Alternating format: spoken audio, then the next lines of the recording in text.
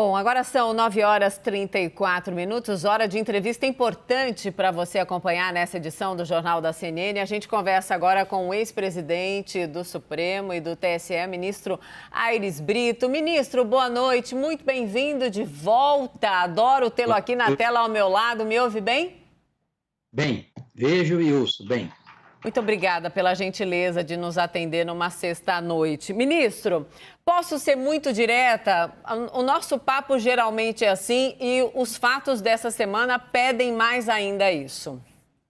Com toda a elegância que o senhor tem, eu tenho uma dúvida aqui. Diante dessa escalada da tensão entre o Executivo e o TSE, o Supremo, tudo que aconteceu essa semana, a declaração do presidente Bolsonaro ontem sobre a apuração, uma auditoria à parte, o senhor acha que o ministro Barroso, quando ali à frente do TSE, pode ter errado ou se equivocado ou ter sido ingênuo quando ele chamou as Forças Armadas para participar da comissão, então, de transparência das eleições? Eu presidi o eleitoral. Fui presidente de 2008 a 2010, presidi as eleições de 2010 e mantive a tradição do eleitoral, não é, de trabalhar em harmonia com as Forças Armadas. As Forças Armadas sempre foram prestimosas, solícitas, sempre participaram do processo eleitoral, naturalmente por solicitação, requisição até do TSE. E nunca houve problema, Mona Lisa, jamais houve. Sempre as instituições, as duas, trabalharam em perfeita harmonia.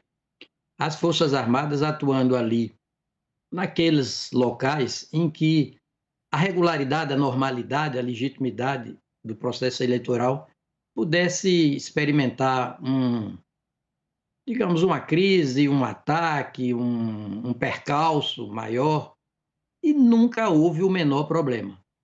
O que o ministro Luiz Roberto Barroso, a quem quero bem, tanto admiro, disse foi que esse processo, né, sempre foi aberto à Justiça Eleitoral, pelo TSE notadamente.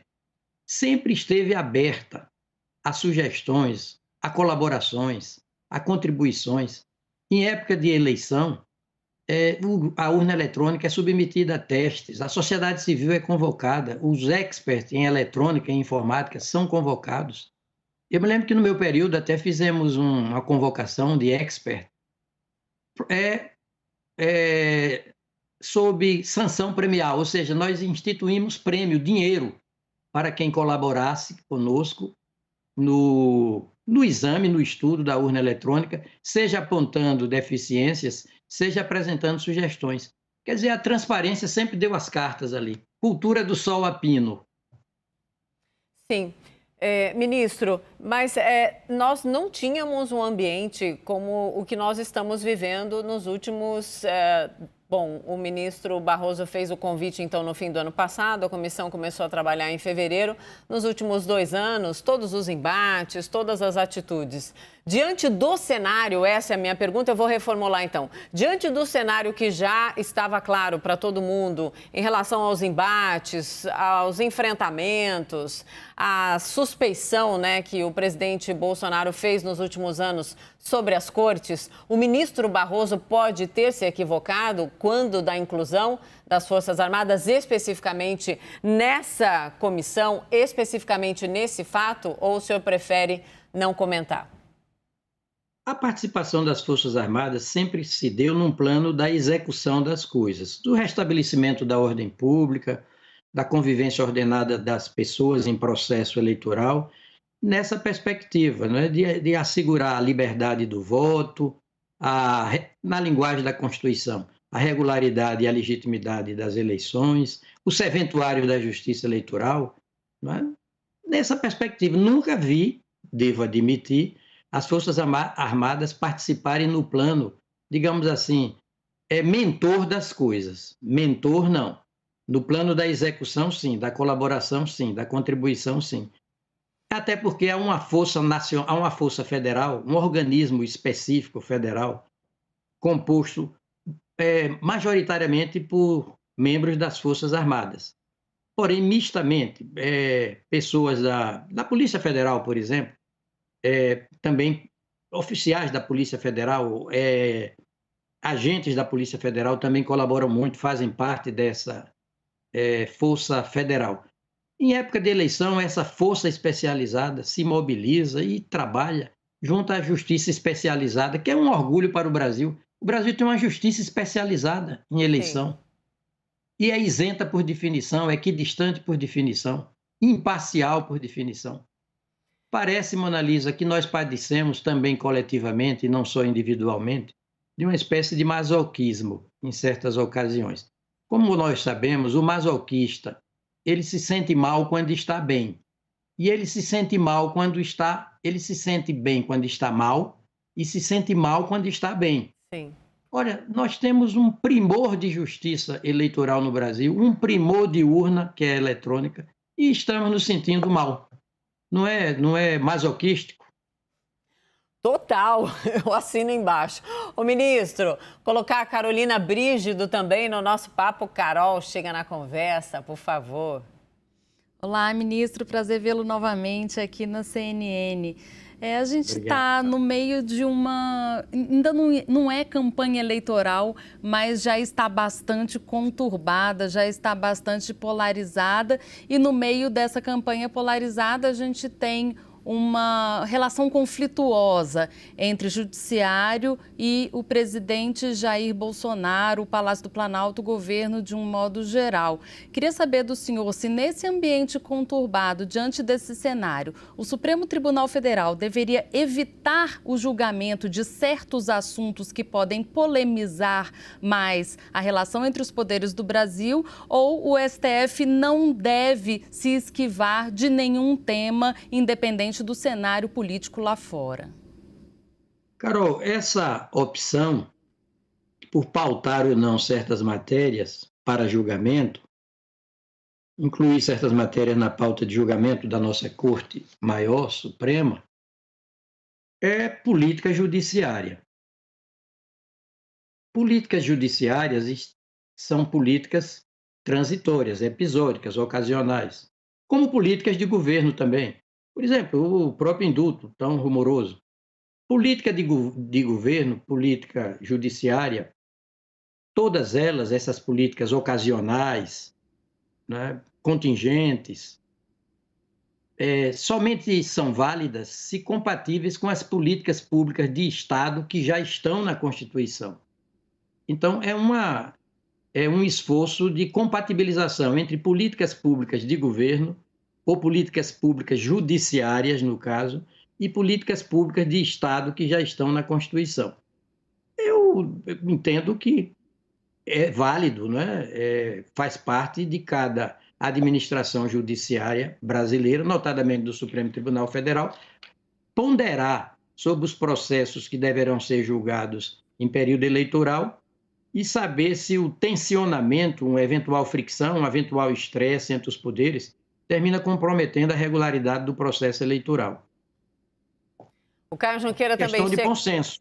Perdão. Questão de bom senso. Perdão, ministro, interrompi o senhor no finalzinho. Pode repetir? Eu digo questão de bom senso. O que interessa é manter uma ambiência, um clima em caráter nacional de normalidade, para que as eleições transcorram normalmente, legitimamente, livremente. Eleição não é velório, eleição é festa, Sim.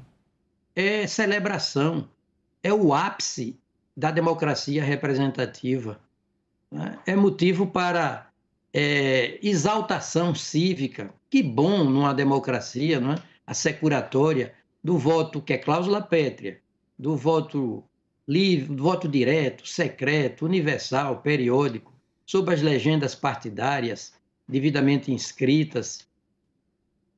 Bem, não vejo como não apelar para que todos se lembrem de que numa democracia os dissensos se processam em ambiente de civilização. A democracia, que é o princípio dos princípios da Constituição, Estamos na época da democracia representativa, eleitoral, por definição. A democracia estimula a formação de consensos e civiliza a irrupção de dissensos. A meta é a fonte, essa fonte tem nome, Constituição. Vamos observar a Constituição. Sem dúvida. Caio Junqueira, chega no papo também, Caio. Oi, ministro, boa noite. Ministro, foi um tiro no pé ter chamado as Forças Armadas para participar do Comitê de Transparência Eleitoral no TSE? Olha, na base da transparência, eu acho que não foi um tiro no pé, porque o processo deve ser transparente. Até porque aí é uma atividade também administrativa do Poder Judiciário Brasileiro via TSE. A atividade administrativa de administração pública não é privativa do Poder Executivo. Ali no artigo 37, cabeça da Constituição, se diz, não é, que a administração pública, direta ou indireta, de qualquer dos poderes da República, de qualquer dos poderes do Estado, observará os princípios, né, da legalidade, impessoalidade, moralidade, publicidade e eficiência. Porque senão não alcança o patamar, sem essa combinação, não alcança a atividade administrativa, o patamar da legitimidade. Ora, se for no plano da transparência, publicidade é transparência, é visibilidade, é sinônimo de poder desnudo, de cultura do sol a pino, excomunhão da cultura do bastidor, da coxia, do camarim. O que for transparente, eu me lembro que Norberto Bobbio chegava a dizer que a publicidade dos atos estatais era um elemento conceitual da democracia. Daí porque orçamento secreto nos causa um arrepio, né? Na pele da alma, digamos assim. Ele dizia, Norberto Bobbio, governo democrático é o governo do poder público, em público, perante o público, transparentemente, desnudadamente, com toda a visibilidade. Se as Forças Armadas puderem colaborar, aperfeiçoando esse ou aquele método, esse ou aquele processo, aprimorando a transparência de todo o processo eleitoral, da coleta de votos, da contagem de votos, da totalização de votos, não vejo inconveniente nenhum. O que não pode o TSE é inverter a função das Forças Armadas, tornando-as mentoras do processo eleitoral. Aí é que não pode. Cada qual no seu quadrado normativo. O TSE não pode abrir mão dessa competência que lhe é privativa. A Carol quer complementar uma questão? Carol, chega de volta. Ministro, então, sobre temas que o Supremo deveria ou não se esquivar, existem temas que não entraram ainda, não voltaram à pauta de julgamento, que remontam ainda à época que o senhor ainda era ministro. Por exemplo, a questão do porte de uso de maconha por parte de usuários. Eu queria saber do senhor se esse tema deveria ser julgado pelo STF agora ou se o STF deveria deixar isso para o Congresso por ser, como o senhor disse, uma política pública. Política pública judiciária. Né? Ali onde um julgamento que não tem essa urgência toda tiver o potencial de tensionar, friccionar, antagonizar, estressar o corpo coletivo, via tensionamento também das próprias instituições, ora, o bom senso recomenda que esse tipo de processo não seja julgado agora, no transcurso, né, nesse período de eleitoral, por definição. Eleição em primeiro plano. A democracia representativa tem, no período eleitoral, tem nas eleições a sua embocadura, o seu desaguador e, ao mesmo tempo, a sua fronde, o seu ápice. Então, vamos cuidar prioritariamente da eleição, da regularidade, da normalidade do processo eleitoral. O ministro, todas as vezes que o senhor vem aqui conversar conosco, o senhor sempre vem com uma frase daquelas que eu amo, que viram ensinamento. Depois do combo de noticiário dessa semana, de tudo que o senhor leu e ouviu, qual que é a frase para a gente fechar essa entrevista, que eu queria esticar mais, mas não dá mais tempo? Olha, preservar essa menina dos olhos da Constituição, de nome democracia, Sim. Que é o princípio continente de que todos os outros são conteúdos, né? República, federação, separação dos poderes, justiça eleitoral, forças armadas, liberdade de iniciativa, liberdade de imprensa, tudo é conteúdo desse princípio continente da democracia. Não vamos cometer constituicídio por nenhum modo. Vamos respeitar a lei maior, vamos fazer da Constituição mesa redonda. E em torno dessa mesa redonda, de nome Constituição, vamos encontrar os caminhos, as portas, o salto quântico, que é um salto de qualidade, a chave para a solução das coisas.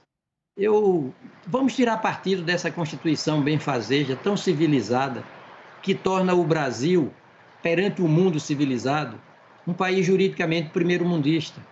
O Brasil é, perante o mundo, graças à sua Constituição, tido como um país juridicamente primeiro-mundista. E parece que nós não sabemos disso. Vamos apelar para o bom senso. Por isso que eu convido o senhor sempre para estar aqui ao meu lado. É ótimo ouvi-lo, aprender com o senhor. Boa noite, ministro. Bom fim de semana e, sem dúvida, até uma próxima. Boa noite, obrigado pela atenção, pela honra do convite. Imagina, a honra é nossa em tê-lo aqui. Obrigada, ministro. E quando ele sorri para mim, então, melhor ainda.